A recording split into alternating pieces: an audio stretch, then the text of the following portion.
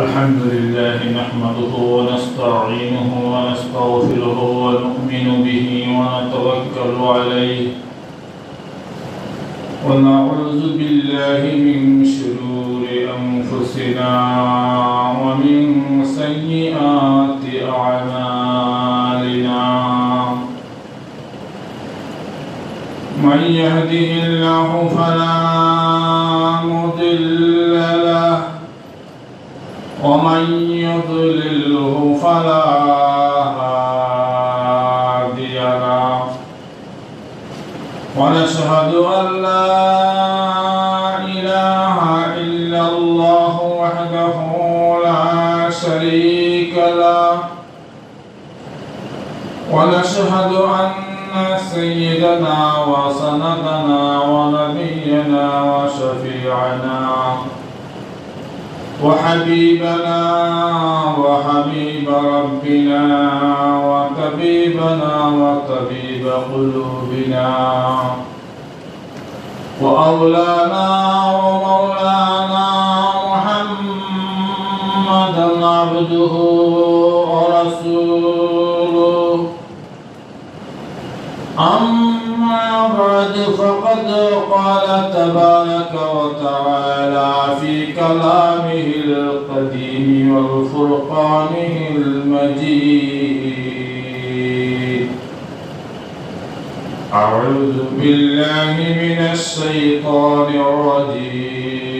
الرجيم بسم الله الرحمن الرحيم ما آتاكم الرسول فخذوه وما نهى عنكم فانتهوا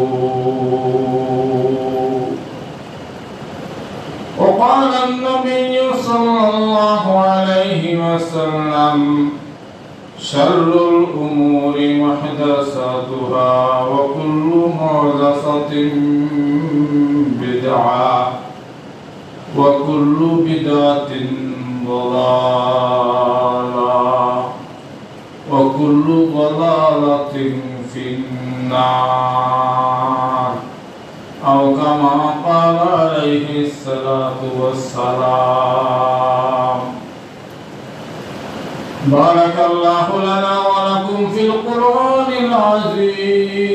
العظيم ونفعنا وإياكم بالآيات والذكر الحكيم إنه تعالى جواد كريم ملك رؤوف رحيم سبحانك لا علم لنا إلا ما علمتنا إنك أنت العليم الحكيم ربنا تقبل منا إنك أنت السميع العليم وتب علينا يا مولانا إنك أنت التواب الرحيم صلى الله على سيدنا ومولانا محمد وعلى آله وصحبه وسلم صلى الله على سيدنا ومولانا محمد وعلى آله وصحبه وسلم أستغفر الله إن الله غفور رحيم أستغفر الله إن الله غفور رحيم سبحان الله وبحمده سبحان الله العظيم سبحان الله وبحمده سبحان الله العظيم لا إله إلا الله محمد মুহাম্মাদুর রাসূলুল্লাহ লা ইলাহা ইল্লাল্লাহ মুহাম্মাদুর রাসূলুল্লাহ।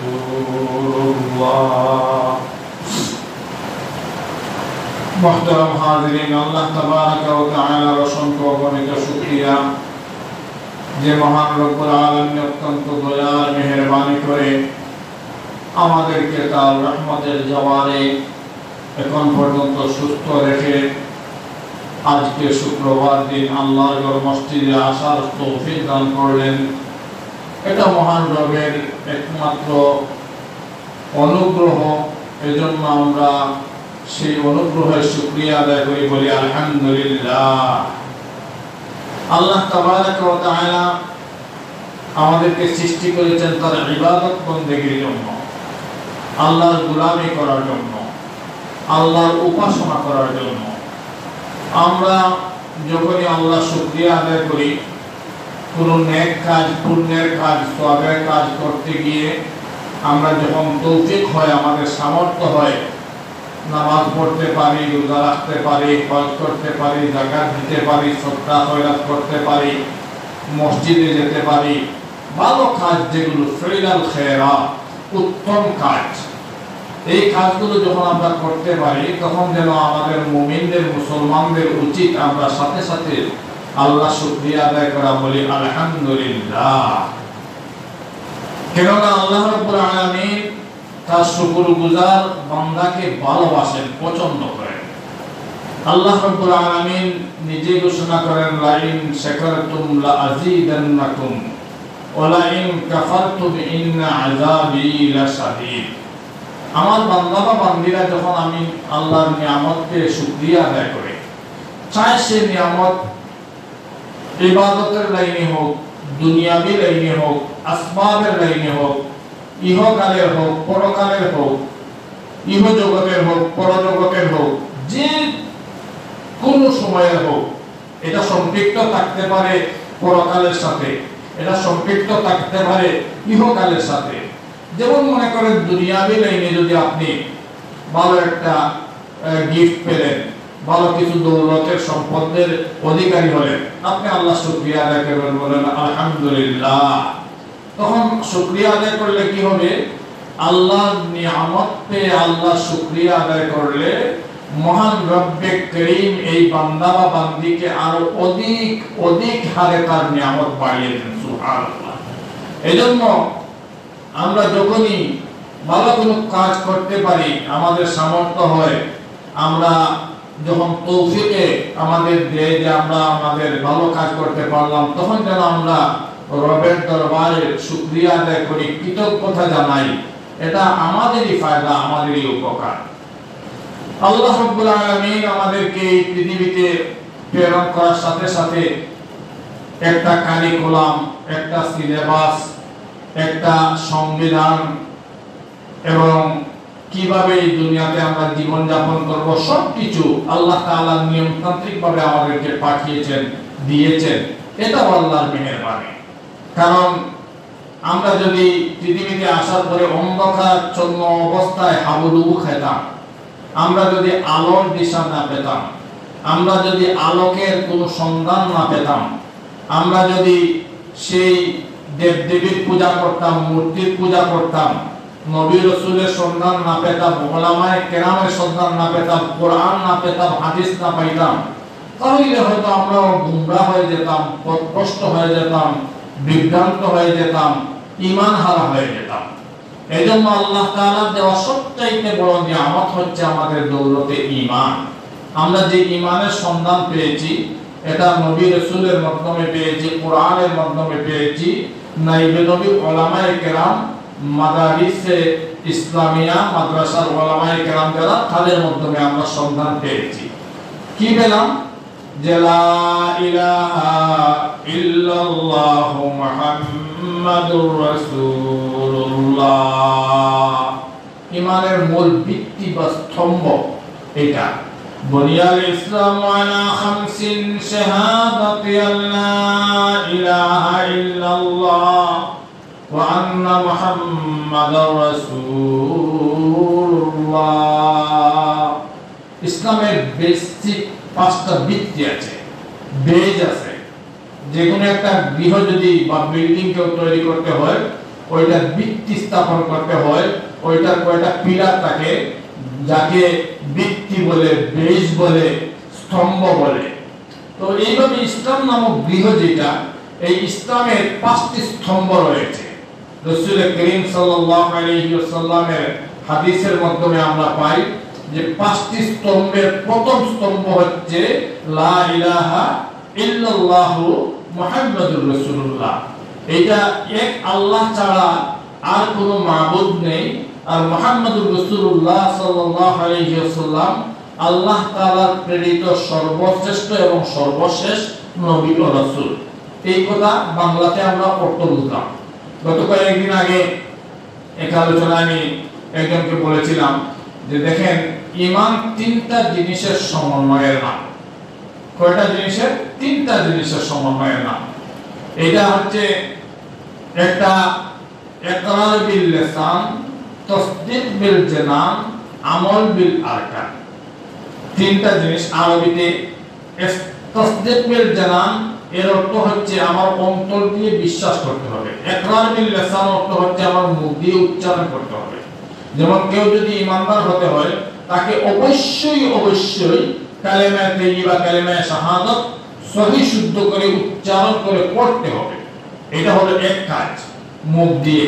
হ্যাঁ, যদি কেউ প্রতিবন্ধী থাকে, কেউ কথা বলতে পারে না, তার ব্যাপারে শরীয়তের ভিন্ন ফয়সালা। কিন্তু যিনি কথা বলতে পারেন, যার বাক শক্তি আছে, যিনি কথা বলার ক্ষমতা আল্লাহ তাআলা দিয়েছেন, তিনি জবান দ্বারা সেই আরবি ভাষায় কালেমা তাইয়্যিবা, কালেমা শাহাদাত উচ্চারণ করতে হবে, বলতে হবে লা ইলাহা ইল্লাল্লাহু মুহাম্মাদুর রাসূলুল্লাহ, আশহাদু আল্লা ইলাহা ইল্লাল্লাহু ওয়াহদাহু লা শারীকা লাহু ওয়া আশহাদু আন্না মুহাম্মাদান আবদুহু ওয়া রাসূলুহু। এগুলো আরবিতে উচ্চারণ সহি শুদ্ধভাবে, বিশুদ্ধভাবে আদায় করতে হবে। দেখেন, আমাদের সমাজ এমন অবস্থা, যদি এই ইন্টারভিউ নিতে হয় যে কালেমা তাইয়্যিবা, কালেমা শাহাদাত কতজনের সহি আছে, শুদ্ধ আছে, তাহলে এমন অবস্থা দাঁড়াবে যে 100 জনের মধ্যে মনে হয় 90 থেকে 95 জন সহি শুদ্ধ করে কালেমা তাইয়্যিবা, কালেমা শাহাদাত বলতে পারবে না।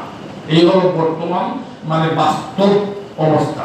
কিন্তু তারপরও আমাদের দাবিটাকে আমরা ঈমানদার, অথচ ঈমানের মূল ভিত্তি যেটা, সেই কালেমা তাইয়্যিবা, কালেমা শাহাদাত, এইটাই সহি শুদ্ধ করে উচ্চারণ করতে পারে না। মানুষ দুনিয়ার লাইনে পিএইচডি করে, ডক্টরেট ডিগ্রি লাভ করে, বিভিন্ন উচ্চ পদস্থ কর্মকর্তা হওয়ার জন্য কত চেষ্টা তদবির করে নিজের জীবন বিসর্জন দিয়ে দেয়, নিজের সম্পদ সব শেষ করে দেয়। কিন্তু এই ক্ষণস্থায়ী দুনিয়া একটা পদমর্যাদা পাওয়ার জন্য মানুষ তার সম্পদ, তার জান মাল সবকিছু বিসর্জন দিয়ে দেয়।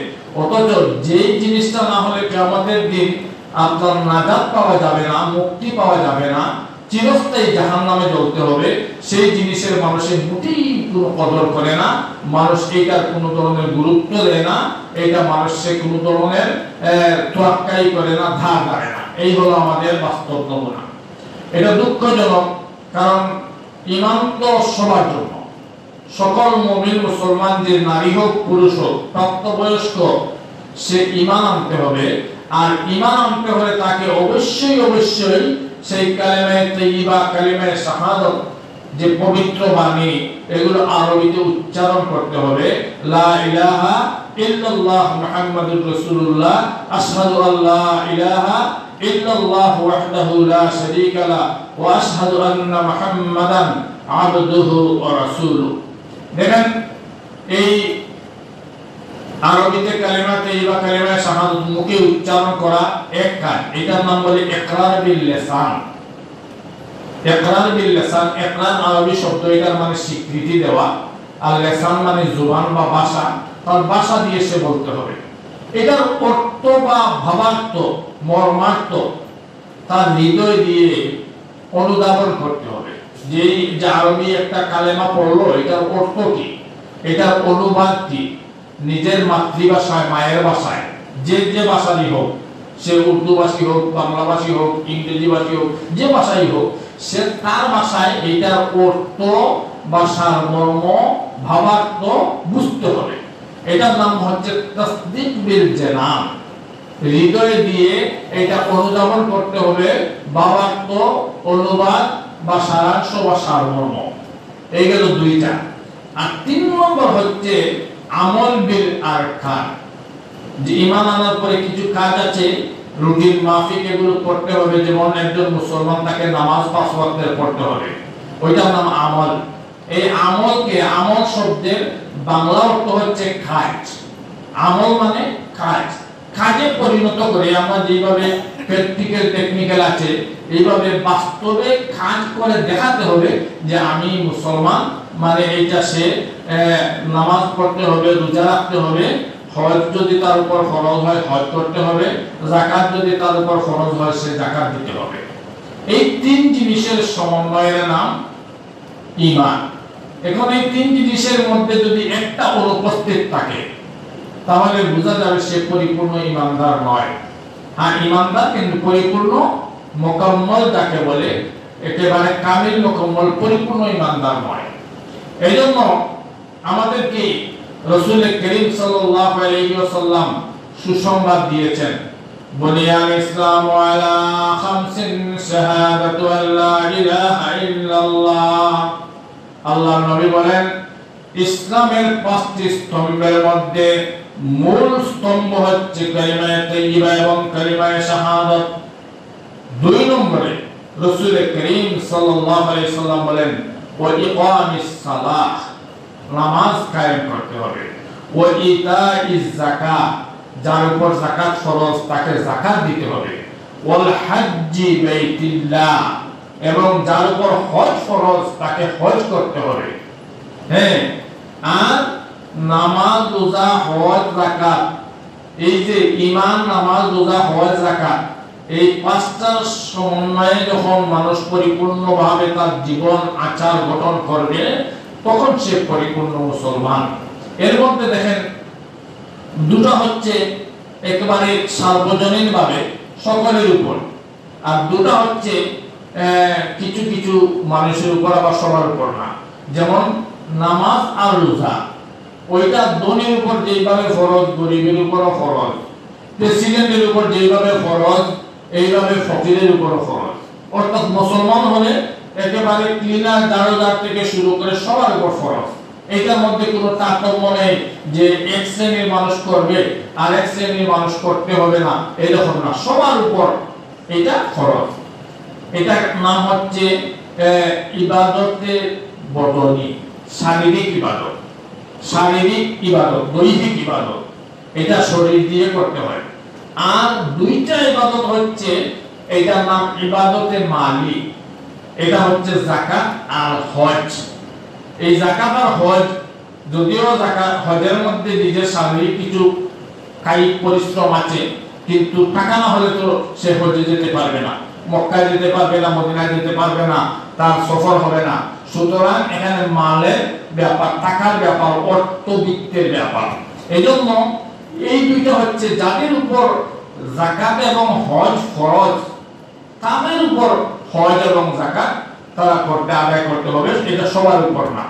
তো আমাদের সমাজের অবস্থা হলো যে আমাদের বাস্তবতা যেদিকে যাবেন, চাই আপনি ইবাদতের বদলের দিকে যান অথবা ইবাদতের মালির দিকে যান, যেটাই আপনি রিসার্চ করবেন, গবেষণা করবেন বা নিপুণভাবে এটা দেখবেন, আপনি তখন দেখবেন এটা পরিপূর্ণভাবে কোনোভাবে আদায় হচ্ছে না।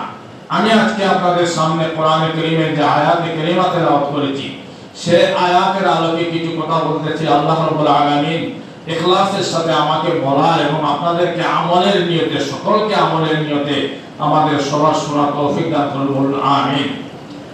আল্লাহ রাব্বুল আলামিন আমাদেরকে দুনিয়াতে প্রেরণ করার সাথে সাথে শুধুমাত্র ইবাদত বন্দেগী, নামাজ, রোজার নাম নয়, একেবারে পারিবারিক, সামাজিক, রাজনৈতিক যা কিছু আছে সবকিছু আল্লাহর হুকুম এবং নবী মুহাম্মদুর রাসূলুল্লাহ সাল্লাল্লাহু আলাইহি ওয়াসাল্লামের তরিকা অনুযায়ী করার জন্য সবকিছু আমাদেরকে একেবারে নিপুণভাবে, অত্যন্ত সুন্দরভাবে আল্লাহ রাব্বুল আলামিন ছক আঁকিয়ে রুটিন মাফিক করে দিয়েছেন।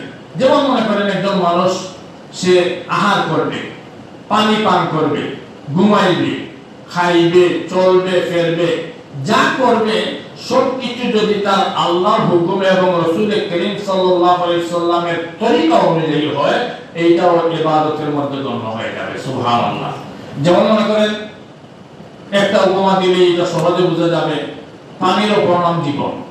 পানি ছাড়া কোনো প্রাণী বাঁচবে না। যার জান আছে, যার প্রাণ আছে, তাকে পানি পান করতেই হবে।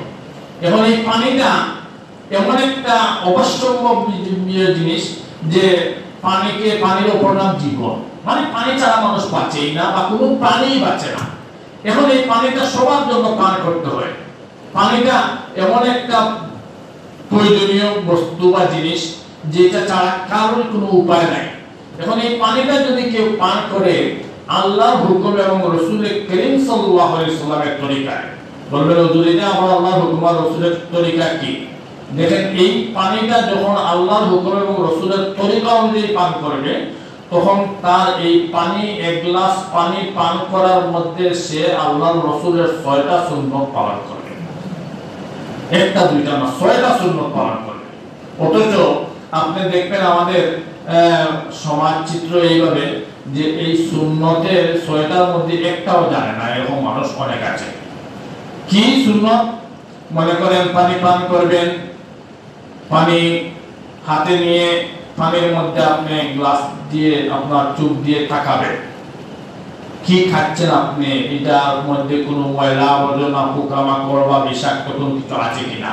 যে পাত্রে আপনি পানি পান করবেন, গ্লাসে বা মগে, ওইটাতে আপনি দেখে নেবেন। ওই দেখাটা রাসূল করিম সাল্লাল্লাহু আলাইহি সাল্লাম আমাদেরকে সুন্নাত হিসেবে শিক্ষা দিয়েছেন। সুন্নাত যেখানে সুন্নাত সেখানে নিরাপদ। কারণ যদি আপনি ক্ষতিকর কোনো বস্তু এই পানির মধ্যে থাকে, আর বিষক্রিয়া থাকে বা কোনো ধরনের বিষাক্ত পোকামাকড় থাকে, আপনি খেয়ে ফেলেন, তাহলে আপনার শারীরিক অসুবিধা হবে, আপনি ক্ষতিগ্রস্ত হয়ে যাবেন। এই জন্য দেখে খাবেন। পাইলেন একটা সুন্নাত। 2 নম্বরে হলো পানিটা ডান হাত দিয়ে খাবেন। কোন হাত দিয়ে? ডান হাত দিয়ে খাবেন। কিন্তু বাস্তবতা হচ্ছে আপনি হোটেল, রেস্টুরেন্ট বা রাস্তাঘাট, লঞ্চ, বিভিন্ন স্টেশনে আপনি দেখবেন অহরহ মানুষ বাম হাত দিয়ে পানি পান করছে, বাম হাত দিয়ে চা পান করছে, বাম হাত দিয়ে আপনার তরল পদার্থ বা পানি জাতীয় কুলা, বিভিন্ন ধরনের ড্রিঙ্কস এগুলো খাচ্ছে। ডান হাত দিয়ে নয়। খুব বড় করে দেখবেন, ডান হাত দিয়ে খাওয়া সুন্নাত, দেখে খাওয়া সুন্নাত। পাইলেন 2টা সুন্নাত। 3 নম্বরে বসে খাবেন, দাঁড়িয়ে খাবেন না। অথচ আমাদের সমাজের চিত্র হচ্ছে সম্পূর্ণ বিপরীত। আপনি চেয়ে দেখেন যে সমাজে বেশিরভাগ মানুষ দাঁড়িয়ে খায়, বেশিরভাগ মানুষ দাঁড়িয়ে খায়। পাইলেন 3টা সুন্নাত। এরপরে আপনি 3 বারে খাবেন, একেবারে গড়গড় করে খাবেন না, 3 কুলিতে খাবেন। 4টা সুন্নাত। বিসমিল্লাহ বলে খাবেন, 5টা সুন্নাত। পানি পান শেষে আলহামদুলিল্লাহ বলবেন, 6টা সুন্নাত। আপনি এক গ্লাস পানি করলেন, আপনার দৈহিক বা শারীরিক ফায়দা হলো, উপকার হলো, কিন্তু দেখেন আপনার ব্যক্তিগত উপকার হলো, অথচ যদি আপনি আল্লাহর হুকুম এবং রাসূলের তরিকা অনুযায়ী পানিটা পান করেন, এক গ্লাস পানি পান করার সাথে সাথে 6টা সুন্নাত পালনের সওয়াব আল্লাহ তাবারাকা ওয়া তাআলা আপনার নামায় আমলে লিখে দিবেন। সুবহানাল্লাহ। এমনি ভাবে খাবারের বেলায়, ঘুমের বেলায়, চলাফেরার বেলায়, যা কিছু আছে, পারিবারিক কাজ, সামাজিক কাজ, যত কাজ আছে, সবকিছু যদি আপনি ইসলামের তরিকা অনুযায়ী করেন, তাহলে এটা হবে আপনার জন্য ইবাদত।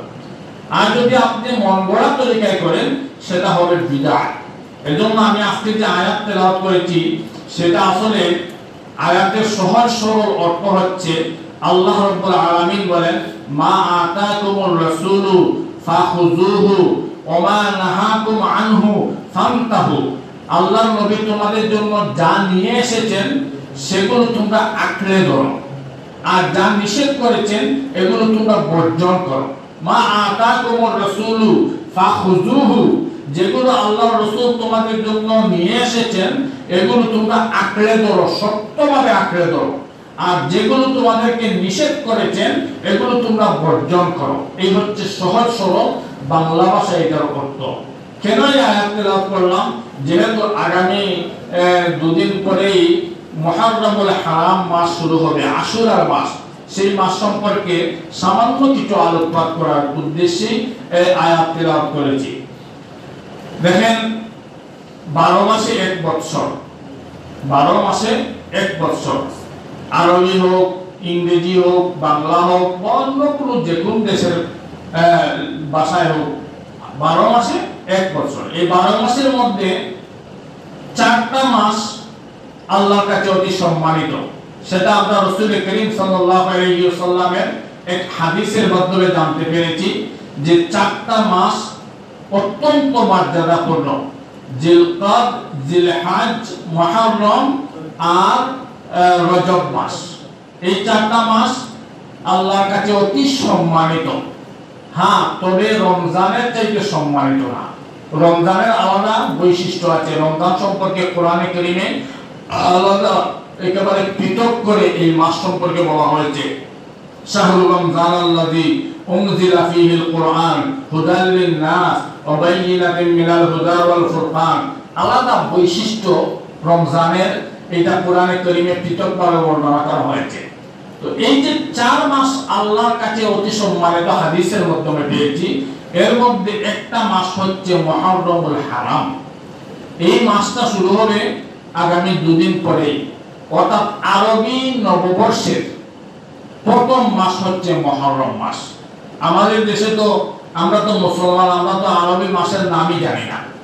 এরকম আছে অবস্থা, আমাদের অবস্থা এমন নাজুক পর্যায়ে যে আমরা আরবি মাস শব্দের নামই বলতে পারি না।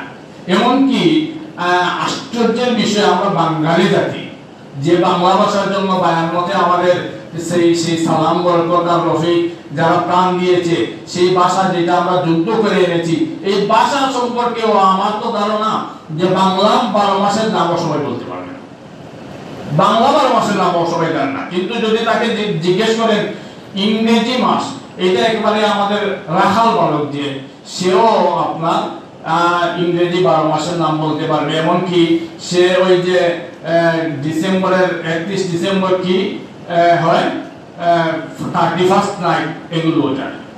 এই হলো আমাদের পরিস্থিতি। কারণ আমরা বিজাতীয় কৃষ্টি কালচারে নিজেকে গড়ে তোলার অভ্যাস করেছি। এজন্য নিজের অস্তিত্বকে বিলীন দিয়ে অন্যের সব কৃষ্টি কালচারকে আমরা রপ্ত করতে খুব পারঙ্গম। এটাই হচ্ছে আমাদের চরিত্র। আমি বাঙালি, আমার তো বাংলা 12 মাসের নাম জানার কথা। আমি মুসলমান, আরবি 12 মাসের নাম জানার কথা। মুহররম, সফর, রবিউল আউয়াল, রবিউল সানি, জুমাদাল উলা, জুমাদাল উখরা, রজব, শাবান, রমজান, শাওয়াল, জিলকায়দা, জিলহিজ্জা। এই যে 12 মাস আরবি, এই কমপক্ষে তো আমি 12 মাসের নামটা জানা দরকার। কিন্তু দেখবেন অধিকাংশ এবং মেজরিটি মুসলমান এটা জানে না। যাই হোক, এই মুহররমুল হারাম মাসের, যেটা আরবি নববর্ষের প্রথম মাস, এই মাসের 10 তারিখে একটা নয়, অনেক গুরুত্বপূর্ণ কিছু ঘটনা আছে, যাকে কেন্দ্র করে আমাদের মুসলিম সমাজে কিছু অপসংস্কৃতি আছে, বিদআত আছে, অপকর্ম আছে, যেগুলো করলে আমাদের সওয়াবের পরিবর্তে গুনাহ হয়। সেগুলো সম্পর্কে আমাদের অবগত হওয়ার দরকার। প্রথমে আশুরা কি এটা বুঝে নেই। আশুরা, আশারন শব্দের অর্থ হচ্ছে 10। আরবিতে, ইংরেজিতে যেভাবে 10, বাংলাতে 10, এইভাবে আরবিতে আশারন মানে 10। এই 10 আর কি। তো 10 তারিখ, এই মুহররম মাসের 10 তারিখ একটা ঐতিহাসিক ঘটনা ঘটেছে অনেক যুগের আগে। কোন যুগের আগে? আমাদের নবী করিম সাল্লাল্লাহু আলাইহি ওয়াসাল্লাম এই পৃথিবীতে আগমনের আগে। অর্থাৎ আমাদের নবীর আগে অনেক নবী রাসূল এই পৃথিবীতে এসেছিলেন। অনেক নবী রাসূল এসেছিলেন, তারা চলে গেছেন। সর্বশেষ নবী ছিলেন হযরত ঈসা আলা নবীনা আলাইহিস সালাতু ওয়াস সালাম। এর আগে একজন নবী ছিলেন, খুব গরম নবী, উনি অত্যন্ত মজবুত শক্ত নবী ছিলেন, খুব রাগ ছিল ওনার। ওনার এইভাবে কিতাবে পাওয়া যায় যে রাগ উঠলে ওনার শরীরের লোম লোহার মতো দাঁড়িয়ে যেত। হযরত মুসা আলাইহিস সালাতু ওয়াস সালাম, যাকে কালিমুল্লাহ বলা হয়, কালিমুল্লাহ মানে উনি আল্লাহর সাথে তুর পাহাড়ে গিয়ে কথা বলেছেন, সরাসরি কথা বলেছেন। এই ধরনের বর্ণনা আছে যে মুসা আলাইহিস সালাতু ওয়াস সালাম একজন এত মুকাররব নবী, এত মর্যাদাবান নবী, যিনি আল্লাহর সাথে কথা বলেছেন। সেই মুসা আলাইহিস সালাতু ওয়াস সালাম যেই যুগে ছিলেন, এই যুগে একজন জালিম বাদশা ছিল, শাসক ছিল, যার নাম ছিল ফেরাউন। যার নাম ছিল ফেরাউন। এই ফেরাউনের সেই মুসা আলাইহিস সালাতু ওয়াস সালামকে অত্যন্ত নির্যাতন, নিপীড়ন এবং নির্যাতনের স্টিমুলার চালিয়েছিল।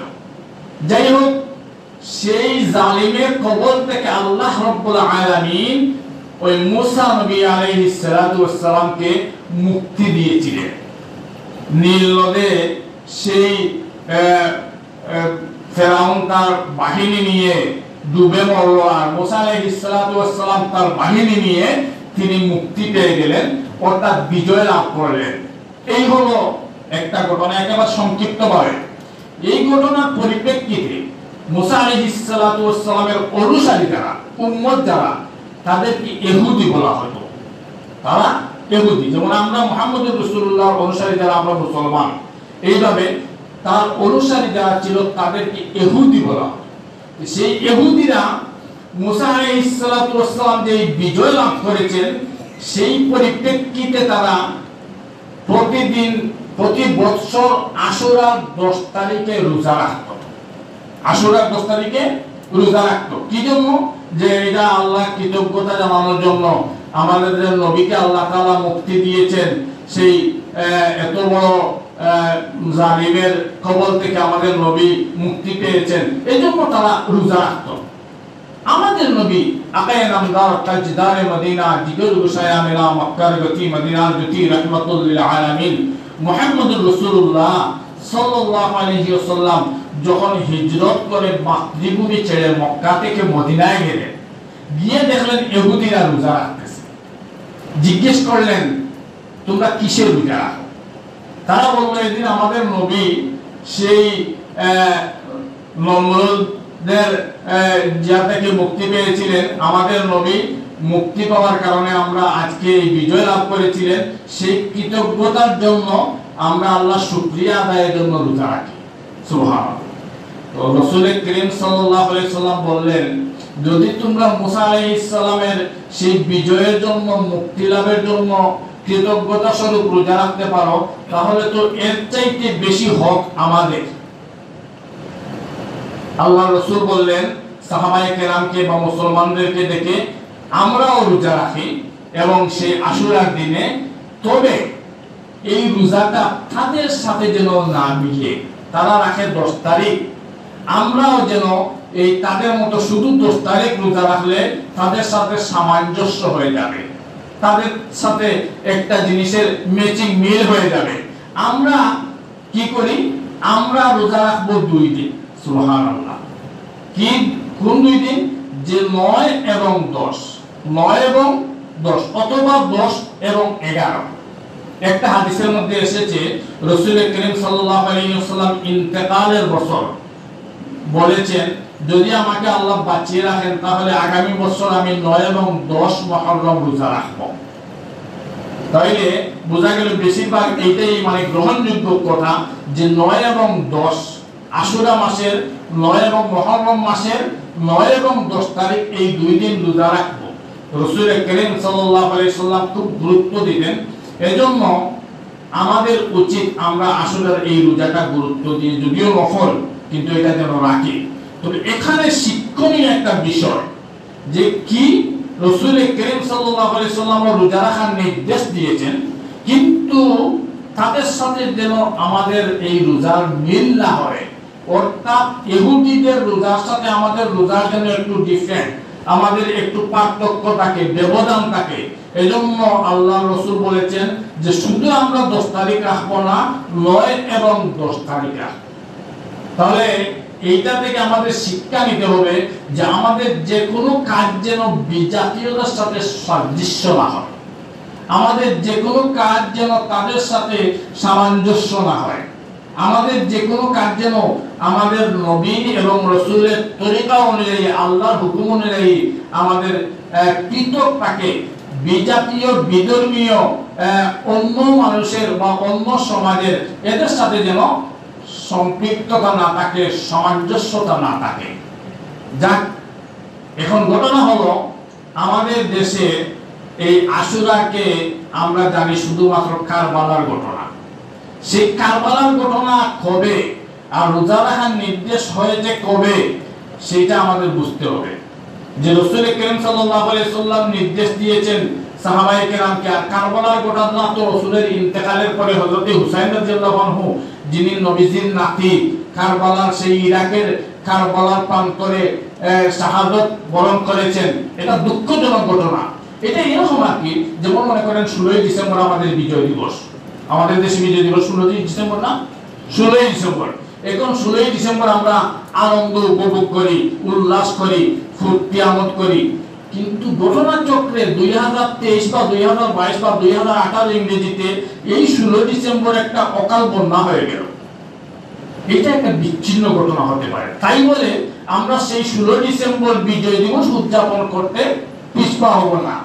যে বন্যা হয়েছে, এরকম দুর্ঘটনা বা একটা ট্র্যাজেডি হয়েছে বা একটা সাইক্লোন ঘূর্ণিঝড় এসে আমাদের দেশ লণ্ডভণ্ড হয়ে গিয়েছিল 16 ডিসেম্বর।